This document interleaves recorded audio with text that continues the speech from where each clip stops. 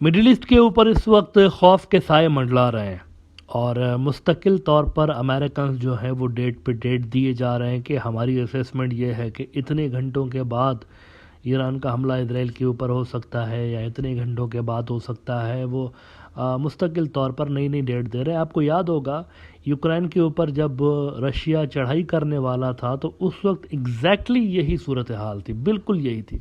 American ने कोई 6-7 मरतबा डेट दी थी। अमेरिकन ने पहले एक डेट दी कि हमारे हिसाब से रशिया जो है यूक्रेन के ऊपर फलां दिन चढ़ाई करेगा, और रशियंस इनका मजाक उड़ा रहे थे कि ये तो मुस्तकिल तौर पर डेट पे डेट दिए जा रहे हैं।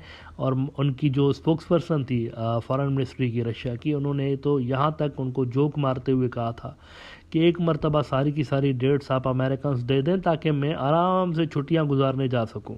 लेकिन ये बात तो खैर माननी पड़ेगी कि अमेरिकन जब भी इस तरह की डेट्स देते हैं ना कि फ़लाँ मुल्क के ऊपर हमला करेगा, तो उनके पास सॉलिड इन्फॉर्मेशन होती है, तभी वो इस तरह की बात करते हैं। इस बार भी जब ये मुस्तकिल तौर पर डेट्स दे रहे हैं ना, पहले दिनों की डेट देते थे कि हफ्ते के अंदर हो जाएगा, 10 दिन के अंदर, अब ये घंटों की डेट देते हैं। इसका मतलब है कि बिहाइंड द सीन बहुत कुछ हो रहा है, बहुत कुछ हो रहा है ग्राउंड पे, तभी वो इस तरह की डेट्स दे रहे हैं। लेकिन यहाँ पर सवाल ये पैदा होता है कि ईरान अगर रिटालिएट करता है और हमला करता है, जो कि वो करेगा, दुनिया भर को पता है कि वो करेंगे हमला, किस तरह से करेंगे ये क्लियर नहीं है, लेकिन करेंगे ज़रूर। अगर वो हमला करते हैं तो फिर अमेरिकन क्या रिटालिएट करेंगे, और अगर अमेरिकन रिटालिएट करेंगे तो कहाँ से करेंगे, ये बहुत बड़ा क्वेश्चन है। देखें अभी तक का जो पैटर्न हमें नज़र आया है उसमें तो साफ तौर पर हम देख सकते हैं कि अमेरिकन भरपूर तरीके से इसराइल के साथ खड़े हैं, तो कहीं ना कहीं पे उनकी एंट्री ज़रूर होगी इस जंग के अंदर। ये और बात है कि ये वाली जो जंग होगी मिडिल ईस्ट की, वो अमेरिका के जो भी ग्लोबल डिज़ाइन है, containment of China, containment of Russia, उस सब से अमेरिका को कई साल तक धपड़धूस कर देगा, डाइवर्ट कर देगा। ये सारा का सारा जो थिएटर होगा मिडिल ईस्ट का, पहले ही वो बड़े मुश्किल से यहाँ से निकलने के चक्कर में थे। 20 साल वो यहाँ पर लड़ते रहे वॉर ऑन टेरर के अंदर, और कुछ मिला उनको नहीं, पैसे ज़ाया किए, बंदे अपने मरवाए, सारा कुछ किया, मिला कुछ भी नहीं, स्ट्रेटेजिक ऑब्जेक्टिव कोई हासिल नहीं किया उन्होंने, बल्कि उनके ओपोनेंट्स और ज़्यादा ताकतवर हो गए। मैं अक्सर मिसाल देता रहता हूँ, लीबिया के अंदर कर्नल कद्दाफी को जब इन्होंने हटाया तो वहाँ वैगनर ग्रुप आ गया रशिया का, उनकी हुकूमत है वहाँ से, उनके मंजूर नज़र बंदे की हुकूमत है। इन्होंने इराक़ के अंदर सद्दाम हुसैन को रिमूव कर दिया तो वहाँ पर प्रो ईरान हुकूमत आ गई। इन्होंने सीरिया के अंदर रिमूव करने की कोशिश की, बशार अल असद को नहीं कर पाए। तो मिडिल ईस्ट का ऑर्डर ये जिस तरीके का बनाना चाहते थे उस तरीके का बन नहीं पाया इनसे, और 20 साल अलग से इन्होंने वेस्ट किए। 20 साल बहुत बड़ा अरसा होता है। इसी अरसे के दौरान इनके कॉम्पिटिटर दुनिया के अंदर पैदा हो गए, रशियंस और ज़्यादा पावरफुल हो गए और चाइनीज़ और ज़्यादा पावरफुल हो गए। तो अब भी अगर ये यहाँ पर आते हैं, सेकंड हो जाएंगे, जो कि हो जाएंगे, अपेरेंटली यही नज़र आ रहा है कि वो हो जाएंगे। अगर यहाँ पर कन्फ्लिक्ट स्टार्ट होती है तो ये न्यूट्रल नहीं रह सकते। जैसे जैसे ख़ास तौर पर इसराइल मार खाएगा तो ये वैसे वैसे इनकी जो एंट्री है अमेरिकन की और यूरोपियंस की, वो ज़्यादा आपको खुल के ये खेलते हुए सामने आएंगे। इनिशियल फेजेस में हो सकता है कि ये इसराइल को वेपन्स वगैरह दें, लेकिन जैसे जैसे देखेंगे कि इसराइल की पोजीशन वीक हो रही है तो ये खुल के खुद भी बूट्स ऑन द ग्राउंड और ये सारी चीज़ें करते हुए नज़र आएंगे। क्योंकि इसराइल की जो पोजीशन है इनके स्ट्रेटेजिक हवालों से बड़ी इंपॉर्टेंट है। वो समझते हैं कि ये हमारा मिलिट्री का किला है एक तरह से हमारे लिए मिडिल ईस्ट के अंदर, तो ये किला अपना हाथ से इतना आसानी से जाने नहीं देंगे। तो यहाँ पर सवाल ये पैदा होता है कि अमेरिकन से किस तरह से रिटालिएट करेंगे। जो ऑब्वियस किस्म का हमें हल नज़र आता है अमेरिका के लिए, वो आता है इनके बेसिस मिडिल ईस्ट के अंदर। 40,000 से ज़्यादा अमेरिकन ट्रूप्स के लिए कहा जाता है कि वो मिडिल ईस्ट के मुख्तलिफ मुल्कों में मौजूद है। मुख्तलिफ बेसिस हैं इनके कई सारे मुल्कों के अंदर, ख़ास तौर पर GCC के ममालिक के अंदर। लेकिन यहाँ पर कहानी में एक ट्विस्ट आ गया है।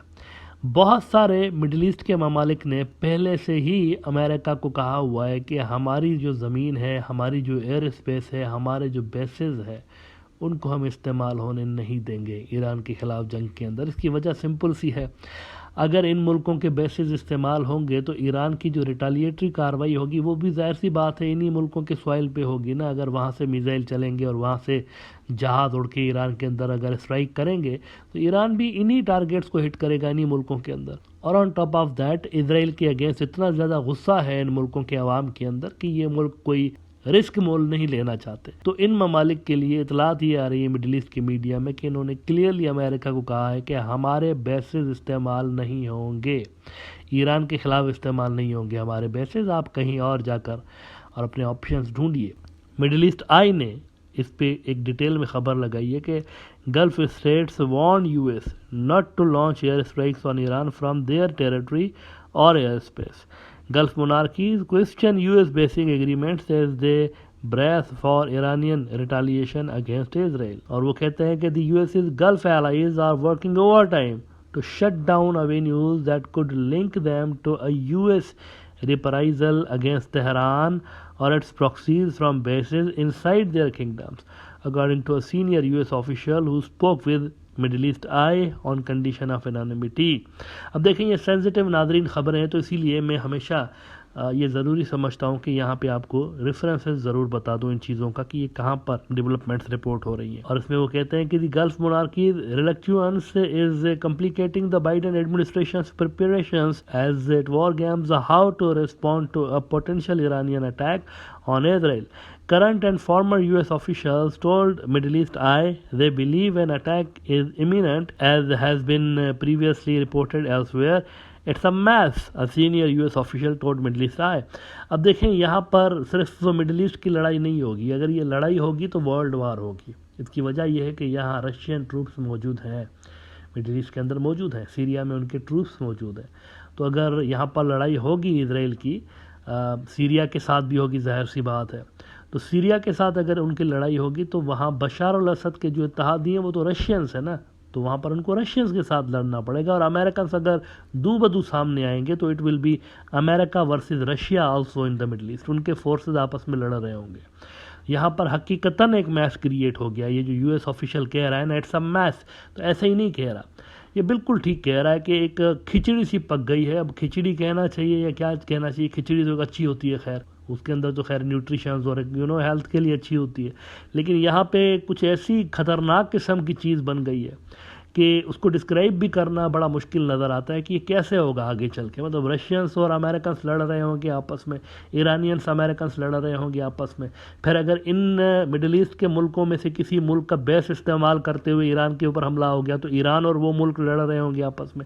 یہ ایک عجیب سی چیز یہاں پر بن گئی ہے. مڈل ایسٹ آئی کہتا ہے کہ gulf leaders are now walking a tight rope between their U S ally Iran and their populations who are seething with anger at Israel over its offensive on Gaza that has killed more than 33,000 Palestinians, mainly women and children. The White House did not respond to Middle East Eye's request for comment by the time of publication. اچھا وہ جو میں نے آپ کو 40,000 سے زیادہ troops کے بارے میں بتایا، اس کے لیے بھی انہوں نے لکھا ہے the US has at least 40,000 troops in the Middle East.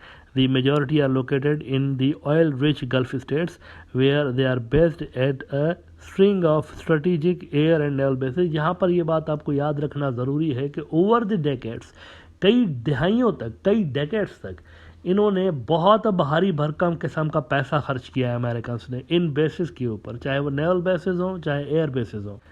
ان کے اوپر بھاری بھرکم قسم کا انہوں نے پیسہ خرچ کیا ہوا ہے، اسی آس میں کہ فیوچر میں کبھی بھی ایران کے ساتھ ہماری لڑائی ہوگی تو ہم یہاں سے بیٹھ کے لڑائی کریں گے، اسرائیل سے نہیں، یہاں سے، عرب ملکوں سے. لیکن عرب ملک ان کو کہہ رہے ہیں کہ ہماری سوائل یوز ہونے نہیں دیں گے. تو بڑا یہاں پر ایک کمپلیکس قسم کا سچویشن یہاں پر کریٹ ہو گئی ہے، جس کا ڈیفیوز ہونا دنیا کے امن کے لیے انتہائی ضروری ہے. سونے کی پرائزز آپ دیکھیں کہاں سے کہاں پہنچ رہی ہیں، یہ انڈیکیشن ہوتا ہے. دنیا میں جب بھی کوئی میجر کنفلکٹ چھڑتا ہے سونے کی پرائزز آپ کو اوپر جاتی ہوئی نظر آئیں گی. اس وقت بھی جو سونے کی قیمتیں ہیں وہ آسمان پہ پہنچ چکی ہے اور مسلسل بڑھ رہی ہیں.